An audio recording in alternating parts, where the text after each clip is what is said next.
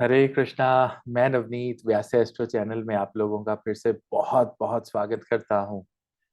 25 अक्टूबर 2022 सूर्य ग्रहण। बहुत सी नेगेटिविटी सूर्य ग्रहण को लेकर हमारे पूरे समाज में इस समय फैली हुई है और डर भी है। और क्यों ना हो डर,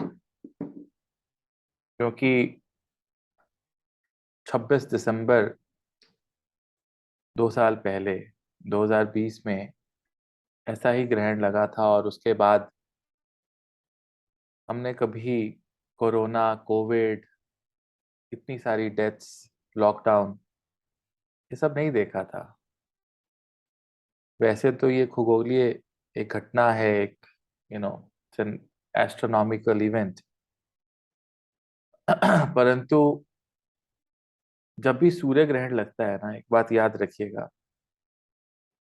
वो जिस एरिया में देखा जाता है उसको भी एक तरफ छोड़ दीजिए, ये पूरे के पूरे वर्ल्ड और पूरे के पूरे ब्रह्मांड को इफेक्ट करता है, स्पेशली द सन इक्लिप्स। चंद्रमा का जो ग्रहण है वो मानसिक तौर पे बहुत बहुत प्रॉब्लम्स लाता है, लेकिन सूर्य जो ग्रहण है, पॉलिटिक्स, सेहत, नौकरी, सरकार, गवर्नमेंट, पैसा, मार्केट, इन सब चीजों को इफेक्ट कर जाता है, ट्रिगर कर जाता है।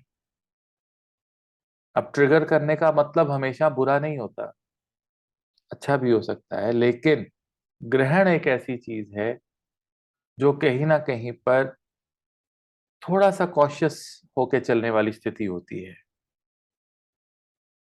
मैं आपको एस्ट्रोनॉमिकली प्रैक्टिकली दिखाऊंगा, फिर मैं हॉरोस्कोप दिखाऊंगा आपको, ज्योतिष के पर्टिकुलर कुंडली के बेस के ऊपर आपको बताऊंगा, और उसके बाद आपको बताऊंगा कि क्या करना है क्या नहीं करना है।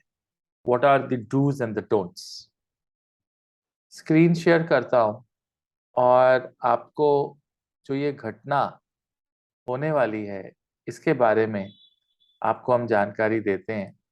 तो सबसे पहले तो मैं आपको ये दिखा दूं कि ये देखिए किस प्रकार ये होने वाला है। ये आप स्क्रीन देख पा रहे हैं, तो this is how this will happen. So ये आप देख रही हैं चंद्र किस प्रकार सूर्य के ऊपर से आते हैं। ये आपका होराइजन है, आप बिल्कुल नीचे आप देख पा रहे हैं, और फिर ये होराइजन के नीचे चला जाएगा। दैट मीन्स इन इंडिया जो इसका अप्रोक्सीमेट टाइम है वो 4:28 से है, जब वो बिंब बनना शुरू होगा, like it will start coming over, right. और उसके बाद अप्रोक्सीमेटली 6:06 तक, till 18:06 it will release, it will go. So जो एग्जैक्ट बनता है वो 5:02 के आसपास बनता है। अब लोग कह रहे हैं सूतक, सूतक 12 घंटे पहले। वैसे तो लोग बोल रहे हैं कि 2:28 से शुरू हो जाएगा, तो फिर तो 24 की रात को ही 2:30 सूतक पड़ जाना चाहिए। ऐसा नहीं है। आप इसको 4:28 शाम के से गिनो, तो सुबह के 4:28 हुए, तो 4:28 के बाद ये कंप्लीट सूतक है, 4:28 AM। सो आपका जो पूजा पाठ है, आप रात को 2, ढाई, 3 बजे तक करने वाले हैं, आप उसको कर सकते हैं। और कौन सी वैसी जगहें हैं जहां पर ये देखा जाएगा, तो अगर आप यहाँ पर देखते हैं तो दीज आर दी प्लेसेस जहां पर ये आप देख रहे हैं कि ये सारा एरिया है। This is also include the entire India, right. और ये आप देख रहे हैं Kazakhstan and Russia and Moscow, यहाँ पर बहुत जबरदस्त इफेक्ट है यहाँ। और यहाँ पर आप अगर ध्यान से देखें तो एक जंग का माहौल भी है और जंग लगी हुई है, तो ये एक सिचुएशन जो है ये अच्छी सिचुएशन नहीं है when it comes to politics and some sort of some decisions और some actions जो लिए जा सकते हैं, वो बहुत ज्यादा अनबिलीवेबल, सडन जो है, जो अंकुश लगा देते हैं पूरे के पूरे जीवन में, और बहुत लंबे समय तक वो चीज याद रहती है। तो ये सब चीजें होने का डर है। एस्ट्रोलॉजिकली अगर मैं बात करूं इस चीज की, तो हॉरोस्कोप दिखा देता हूं आपको। ये 25 अक्टूबर को शाम को जब एग्जैक्ट हो रहा है, तकरीबन 5:02 की एक हॉरोस्कोप है। आप ये देखिए तुला के अंदर ये जो है यहाँ पर मैंने बना दिया है कालपुरुष कुंडली को। तो तुला के अंदर ये लग रहा है स्वाति स्वाति स्वाति स्वाति, मतलब सारे के सारे ग्रह स्वाति नक्षत्र में है, सूर्य चंद्र शुक्र केतु। तो एक बात तो तय है कि जिनका स्वाति जन्म नक्षत्र है या कोई भी ग्रह जिनका स्वाति नक्षत्र में है, you guys have to be careful. I be very honest, because अगले 6 महीने आपको जबरदस्त प्रॉब्लम हेल्थ को लेकर, पार्टनरशिप्स को लेकर, पॉलिटिक्स को लेकर, सरकार को लेकर, समाज को लेकर, इम्यूनिटी को लेकर, और कहीं ना कहीं पर आपकी health, specially the stomach area. आप ये देखेंगे कि शनि की जो दृष्टि है वो इस पर्टिकुलर कॉम्बिनेशन पे है। आप ध्यान से देखिए, 7, 8, 9 और 10 दशम दृष्टि। आप ये देख रहे होंगे कि पिछले 20-25 दिनों में बहुत से लोगों का for no reason stomach upset होगा, क्योंकि स्वाति वायु है। इतनी गैस और इतना पित्त और इतनी एसिडिटी आप फील कर रहे होंगे, विच इज अनइमेजिनेबल। और आप अपने टेस्ट करवाएंगे, डॉक्टर के पास जाएंगे, कुछ नहीं आएगा। अगर कुछ आएगा भी तो वो बहुत ज्यादा एग्रीवेट हुआ होगा इस समय। तो पहली बार जब ऐसा हमने सूर्य ग्रहण देखा था तो हमारे फेफड़ों के ऊपर जैसे कोविड बहुत ज्यादा इफेक्ट करता था। अब ऐसी कोई ना कोई बीमारी आने का हमेशा डर रहता है, सच विद सच कॉम्बिनेशंस जो पेट से, लिवर के साथ जुड़ी हुई हो, गट के साथ जुड़ी हुई हो। इस तरह की प्रॉब्लम्स जो हैं वो आने का डर रहता है। मार्केट इस समय बहुत बहुत मंदी है, बहुत मंदा चल रहा है, और ये अनदर फॉर 3 मंथ्स ये कंटिन्यू रह सकता है। आगजनी और कहीं ना कहीं पर जो हवाई यात्रा है उसमें भी कॉन्शियस रहने की जरूरत है, क्योंकि स्वाति नक्षत्र है। तो एयरप्लेन क्रैशेस और एयरप्लेन्स के अंदर प्रॉब्लम्स, उनके फेयर्स बढ़ जाना या उनकी कोई स्ट्राइक हो जाना या कोई ना कोई दिक्कत परेशानी मैनेजमेंट में आना, ये भी देखा जाएगा। इस चीज को भी अंकुश लगने के चांसेस हैं। मेडिकल साइंसेस के अंदर भी काफी नेगेटिव बदलाव, जैसे कुछ चीजें हैं जिन पे रिस्ट्रिक्शन लग जाएगा या कुछ ऐसी चीजें मार्केट में आएंगी जो सेहत के लिए अच्छी नहीं होंगी, because we all are into chemicals right now. तो ये भी एक प्रॉब्लमेटिक सिचुएशन जो है इस ग्रहण से हो सकती है। अब किनको ये प्रॉब्लम आएगी और किनको ये प्रॉब्लम नहीं आएगी? स्वाति नक्षत्र, तुला अगर किसी की राशि है या तुला लगन है, स्वाति असेंडेंट नक्षत्र है, राइट, और जिनकी सूर्य की या चंद्र की या शुक्र की या केतु की महादशा या राहु की महादशा चल रही है, उन लोगों को बहुत बहुत कॉन्शियस रहने की जरूरत है। मैं ये नहीं कहूंगा कि डरने की जरूरत है, but definitely you have to be conscious. लेकिन अब आपको मैं एक पॉजिटिव बात बताता हूं कि किन लोगों को बिल्कुल भी प्रॉब्लम नहीं आएगी। जो लोग सूर्य देवता की आराधना लंबे समय से करते आ रहे हैं, जो लोग निरंतर गायत्री मंत्र का जाप करते हैं, जो लोग आदित्य हृदय स्तोत्रम का जाप करते हैं, जो लोग रोज सुबह उठकर सूर्य देवता को जल देते हैं और सूर्य नमस्कार करते हैं, उनको इस ग्रहण से कोई प्रॉब्लम नहीं आएगी। ये होता है अच्छे कर्मों का फायदा। जब भी ऐसे चंद्र ग्रहण, सूर्य ग्रहण आते हैं, जिन लोगों ने हरे कृष्ण महामंत्र किया होता है, जिन्होंने पूर्णिमा के व्रत किए होते हैं, उनको चंद्र ग्रहण कुछ नहीं कहता। जिन लोगों ने गायत्री मंत्र का जाप किया होता है, आदित्य हृदय स्तोत्रम का जाप किया होता है, गायों को गुड़ खिलाया होता है, गौ की सेवा की होती है, गौशाला में ऑफन विजिट किया होता है, मैं गारंटी लेकर कहता हूं कि उन लोगों को ग्रहण इफेक्ट नहीं करता है। It doesn't effect. बट अगर किसी ने पिछले साल 2 साल के अंदर अच्छे बुरे कर्म में बुरे कर्म ज्यादा किए हैं और उसके आसपास एक नेगेटिविटी, एक नेगेटिव ऑरा है, तो ऐसे लोगों का इस ग्रहण से फंसने के चांसेस बहुत ज्यादा होते हैं। वो फंस जाते हैं नेगेटिव एनर्जी में, क्योंकि जब भी ऐसा ग्रहण लगता है तो एक अनप्लेजेंट एनर्जी होती है। और आपको करना क्या है, क्या नहीं करना है? सबसे पहले, जो प्रेग्नेंट वुमेन है, आप बाहर मत जाइएगा। आप एक गेरू की मिट्टी मिल जाती है बाजार से, किसी भी जो पंसारी की दुकान है या कोई भी मंदिर के बाहर जहाँ पे मंदिर का सामान, पूजा का सामान मिलता है, वहां से गेरू ले लीजिए। गेरू एक मिट्टी होती है, गेरू की मिट्टी, उसको घोल लीजिए और अपने पेट पे आप लगा लीजिए। और उषा जो है, एक घास आती है, उसको आप अपने पास रखिए, खाने पीने की हर चीज के पास रखिए। अगर कुशा अवेलेबल नहीं है तो आप तुलसी भी ले सकते हैं। तुलसी को आज तोड़ लीजिएगा, कल नहीं करिएगा। तो आज लेकर जगह जगह पर उसको अपने पास आप रख लें। अगर आप कोई काम करना चाहते हैं किचन में तो अवॉइड कीजिएगा उस दिन, क्योंकि ये जो सूर्य ग्रहण है, ये दुनिया की सबसे ग्रेटेस्ट अपॉर्चुनिटी होती है अपने आप को मंत्रों के साथ लोड करने की। एक एक मंत्र, I tell you one one, एक एक मंत्र, एक एक हजार, एक एक लाख मंत्र के बराबर आपके बैंक अकाउंट में जुड़ता जाता है। इमेजिन करिए, एक माला 108 बार नाम लिया, 108 बार नहीं, 10,800 बार नाम लिया। इतना इसके अंदर, इट्स अ ग्रेट अपॉर्चुनिटी। दोपहर को 2:30 बजे बैठ जाइएगा और 6:30 बजे उठिएगा।